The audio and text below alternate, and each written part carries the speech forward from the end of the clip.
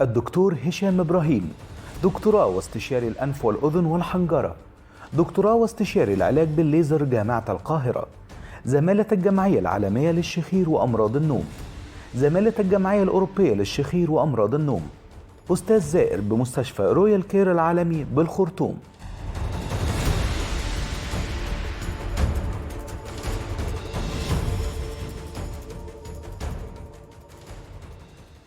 أهلا بيكم.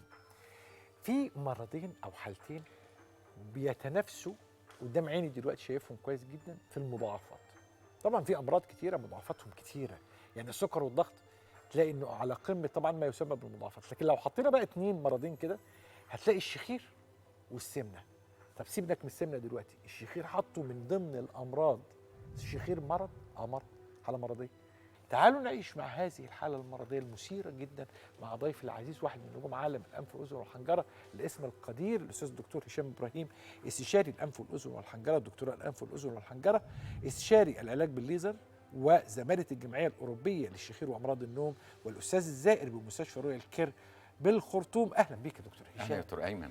أنا حطيت الشخير مع مجموعات الأمراض ذات التواجد القاسي على مرضى، مع السمنة، مع الضغط، مع السكر. هو نفسه بيعمل ضغط الحقيقة. أكيد حضرتك بتقول حضرتك حطيت الشخير مع الحاجات دي، الشخير هو مسبب الحاجات دي، فده معناه إن الشخير على قمة هرم المشاكل الصحية للإنسان.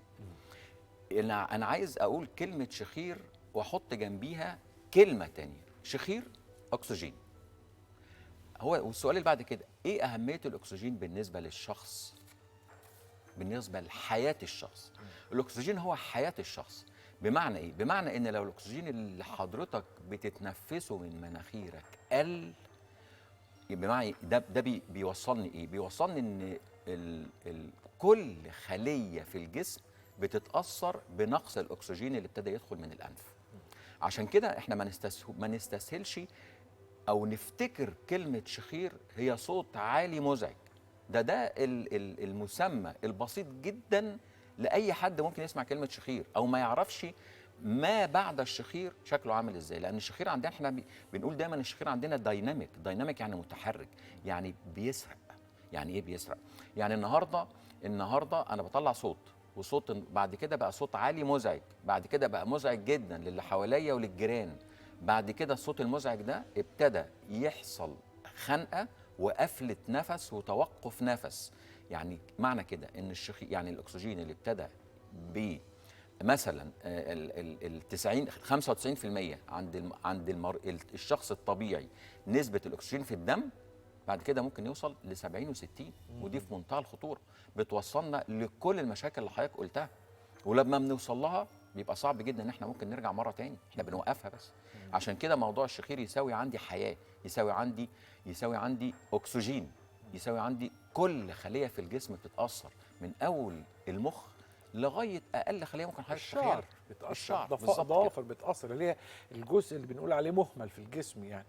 طيب هناك أقاويل، عنواننا النهارده اسمه كده هناك أقاويل. أول أقويلة من الأقاويل دي إنه عمليات الحاجز الأنفي يمكن أن تعود مرة أخرى. من مبدأ والله اللي بيقول المقولة دي أو اللي بيردد هذه الإشاعة، يعني بقول عليهم دايما هم سذج، بس يحترم سذاجتهم. إنه هم أقول لك يعني أنا بحترم السذاجة بتاعتهم دي. يقول لك ما أنت بتقولوا دايما إن عمليات غضروف الأذن بنخاف لا ترجع تاني، الودن ترجع تاني تتكون، تبدا تتحرك للامام مره اخرى. فهم بيقول لك ان الانف زي الودن، ده تفكيرهم. كويس جدا. غضروف الودن مختلف تماما عن غضروف الانف. اللي هو الحاجز الانفي مختلف تماما. ليه؟ لان غضروف الاذن، ودي نقطه جوهريه جدا جدا في اجابه السؤال بتاع حضرتك، غضروف الاذن انت ما بتشيلش الغضروف كله، انت بتشيل جزء وبتشيل جزء عشان تعمل تجميل للأذن، وممكن الجزء اللي بتشيله يبقى زيادة أو يبقى قليل، فبيحصل فيبروزس أو تليف، ممكن يرجع شكل الأذن زي ما كان أو يغير من شكلها. أنا بتكلم كلام علمي. تمام؟ أما الغضروف الأنف إيه؟ اللي هو الحاجز الأنفي غير الغضاريف، عشان بس يبقى إن الناس ما تلخبطش. لا، الحاجز الانفي اللي هو غضروف وليس عظم، الحاجز الانفي انا بشيله تماما، ما بشيلش الجزء المعوج، لان في نوعين من الحاجز، عمليات الحاجز الانفي اللي هي السيبتوبلاست اللي هو تجميل الحاجز الانفي، والجزء الثاني اللي هو سبيوكاس ريسكشن اللي هو ازاله الحاجز الانفي. الناس ايه ده ممكن تتخض جدا، ايه ده انت هتشيل الحاجز الانفي؟ انا بشيل الحاجز الانفي، ما بسيبش فيه ملي معوج، ملي معوج. بشيل الجزء المعوج منه. طبعا انا بشيل الجزء المعوج منه بنسبه 100%. عشان كده الجزء المعوج ده لما بيتشال ما بيبقاش فيه اجزاء تانية يحصل فيها تليفات وترجع مره تاني. معايا حضرتك؟ فاهم. دي نقطه مهمه جدا. دي حاجه. الحاجه الثانيه انا بشيل الحاجز الانفي تحت المنظار، فالمنظار ده بيديني نسبه رؤيه 100% جوه الانف من اول نقطه لغايه اخر نقطه. دي الحاجه الثانيه. الحاجه الثالثه العمليات الحاجز انفي. عشان كده دايما الناس تيجي تقول لي انا عملت الحاجز انفي ورجع تاني، اقول لها رجع تاني دي مش الحاجز الانفي بقى اللي رجع تاني، لا، يبقى في جزء في الحاجز الانفي ما اتعملش كويس، عشان كده الشكوى رجعت تاني. عشان كده مقولتي الشهيره بكل تواضع، يا جماعه لو حد عمل عندي، بكل تواضع، لو حد عمل عندي حاجز انفي ورجع تاني يقول لي. بس يعني قولا واحدا. يعني الجمله الاخرى انه كلمه رجوع الحاجز الانفي مش مرتبطه بالعمليه، مرتبطه بانه لم يتم الاجراء بتاع العمليه بالشكل الامثل يعني. يعني هو ده الكلام، هو ده الجمله اللي ما رضيتش اقولها الحقيقه. لا هي دي لازم تبقى واصله للناس. هي دي الجمله اللي ما رضيتش. لكن هي لو اتعملت صح العمليه لن يعود الحاجز بالظبط 100%. طيب السؤال الثاني بقى، يقولون برضه او في مقول انه الحاجز الانفي للست غير الحاجز الانفي للرجل، ده معتقد. قصد حضرتك في التكوين التشريحي وشكله ولا والإجراء. في الشكوى والاجراء العمليه؟ برضه ده وده. لا، هو في يعني التكوين التشريحي الاثنين زي بعض. لكن هو انا بتكلم الحاجز الانفي بالنسبه للبنات غير الشباب والولاد. ليه؟ لان البنت الحقيقه الحاجز الانفي بالنسبه لها مشاكله مختلف عن الشباب تماما. الحاجز الانفي من مشاكله اولا غير سده الانف وغير الصداع وغير المخاط وغير الكلام ده كله بالنسبه للبنات مختلف. لان الحاجز الانفي لما بيتعوج، ناس كتير جدا بتيجي تقول لي مثلا انا ما بشمش، انا ما بتذوقش، انا عندي صداع، انا عندي بلغم، انا عندي ريحه مش كويسه في زوري. تخيل الحاجات دي كلها، اكشف الاقي حاجز انفي موجود. هو السؤال ايه علاقه الحاجز الانفي باللي انا قلته كله؟ الحاجز الانفي لما بيتعوج بيلخبط دخول الهواء جوه الانف ببساطه شديده جدا. وحضرتك عارف ان الفاكتوري نيرف موجود في الروف بتاع النوز، او اللي هو العصب الشم. عصب الشم موجود في سطح اعلى جزء في الانف فوق. فلما يبقى في حاجز انفي معوج ويعوق دخول الهواء، فالهواء ما بيدخلش لسقف الانف فوق. هواء ما دخلش لسقف الانف فوق، يبقى الشم بتاع الانف نفسه او احساسك بدخول الهواء او احساسك بالشم قل. عشان كده كتير جدا من الحاجز الانفي بيبقى معاه قله شم. الحاجه اللي بعد كده على طول في مخاط في الزور. طب المخاط ايه علاقته؟ طبعا الانف مقفول، ما عندكش سكه للهواء غير البق. انا بخاطب العقل على فكره، انا ولا بخاطب دكتور ولا بتكلم كدكتور تماما، بخاطب عقل واحد قاعد قدامي، شخص طبيعي. قفلت مناخيرك، فتحت بقك، دخول وخروج الهواء من الفم يعمل ايه؟ مشاكل في الفم عباره عن جفاف، التهابات، لو في لوز يحصل لوز ملتهبه، التهابات في الحلق مزمنه، ده كله يؤدي الى بلغم ومخاط في الحلق. بلغم ومخاط فترات طويله يعمل لي التهابات مزمنه، يعمل لي ريحه وحشه. عشان كده كتير جدا من البنات بيبقى عندهم ريحه وحشه ومخاط تيجي تقول لي انا عندي مشكله كبيره جدا، ما بتذوقش بسبب البلغم، ريحه وحشه في بقي، وعلى طول ببقى عايزه بصاق، يعني ابصق على طول. طبعا بالنسبه للبنت دي كارثه. الحاجه الثالثه المهمه او الرابعه المهمه جدا، مشاكل المعده، الغازات. حضرتك بتنام الانف مقفوله، فبتفتح بقك، هواء بيخش من مجرى غير طبيعي، بدل ما بيخش على الصدر بيخش على الاسوفيجس اللي هو المريء، يبتدي يخش على المعده يعمل غازات. كتير جدا من عيانين الحاجز الانفي يبقى عندهم مشاكل في المعده وهو مش عارف، يقول لك عندي ارتجاع مريء، عندي غازات، عندي جرثومه معده، عندي تقلبات ومغص واسهال وامساك معدتي. نعمل الحاجز الانفي الدنيا بتظبط كأن بالظبط سحر عملته. طبعا مفيش حاجه اسمها في الطب سحر، ولكن انا بقول كشكوى الدنيا بتتغير عند المريض، وخاصه بقى هو ده سؤال حضرتك عند البنات. الكلام ده كله عند البنات مهم جدا. تقول لي انا اخش ازاي اتجوز واطبخ وانا ما بعرفش اشم؟ عندها حق. ومش عارفه استطعم الاكل، عندها حق طبعا. يقولون دايما عن عمليه الحاجز الانفي انها عمليه المليمترات، تحتاج الى مهاره خاصه، لان انا بتكلم في مليمترات يعني. ده كلام مظبوط 100%. عشان كده زي ما قلت لحضرتك في الاول ان عمليه الحاجز الانفي لو اتعملت بنسبه نجاح 99 ما بتنجحش. انا في رايي الشخصي ما بتنجحش، والعيان بيخرج يشتكي. ليه؟ برضه انا كل حاجه عندي ليه؟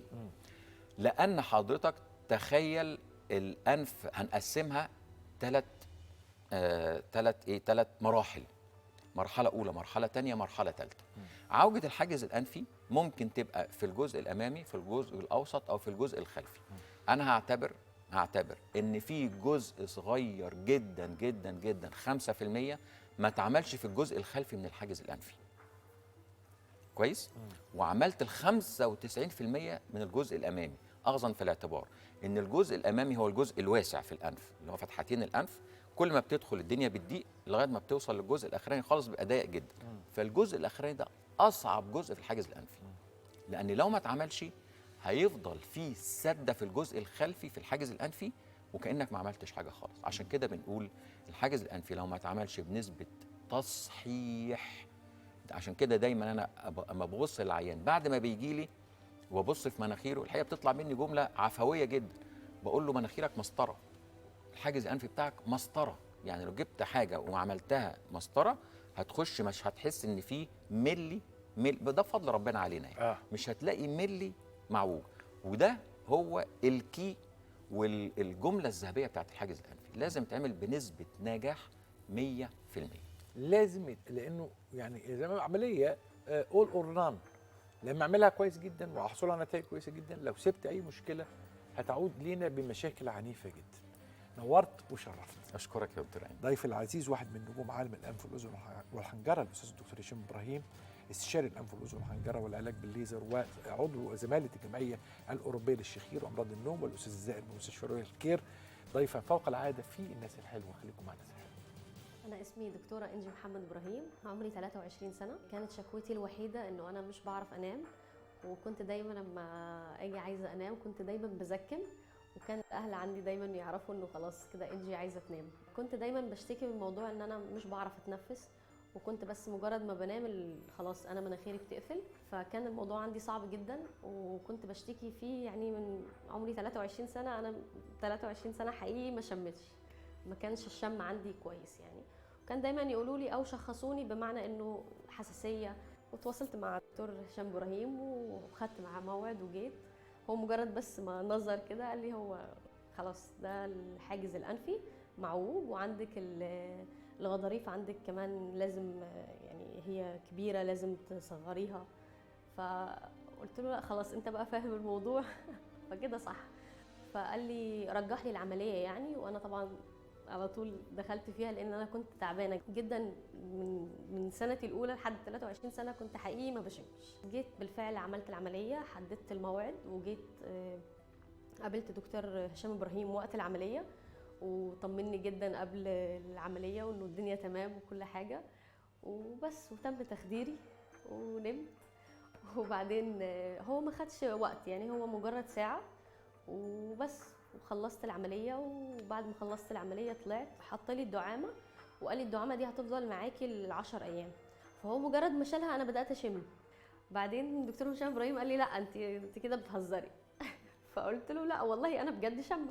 هو جاب لي عطر وحطه لي على ايدي، وبعد ما حطه لي على ايدي قال لي انه شمي وكده. فانا شميته وقلت له انا بالفعل شامه الموضوع يعني، لا انا شامه بجد شامه. الخصية معلقة قضية من القضايا العلمية المهمة قوي. أولا لأنها قضية مرتبطة بثقافة العائلة. العائلة هي من تتحرك، أو الأم هي من تتحرك أولا، لأنها قضية تكتشف مبكرا جدا. عند الكشف على الطفل الأم لاحظت أن هناك خطب ما في تكوين الخصيتين. الخصية هي مصدر الإنجاب أو مصدر القدرة الإنجابية في الرجل، والمبيض هو مصدر أو القدرة الإنجابية في السيدة. المبيض مختلف عن الخصية. المبيض لا يتأثر بدرجة الحرارة، إذا هو موجود في تجويف البطن، يشتغل في هذه الظروف مفيش أي مشكلة. الخصية يعني تتأثر بشكل كبير بدرجات الحرارة، ولا يمكن أن تبقى في تجويف البطن.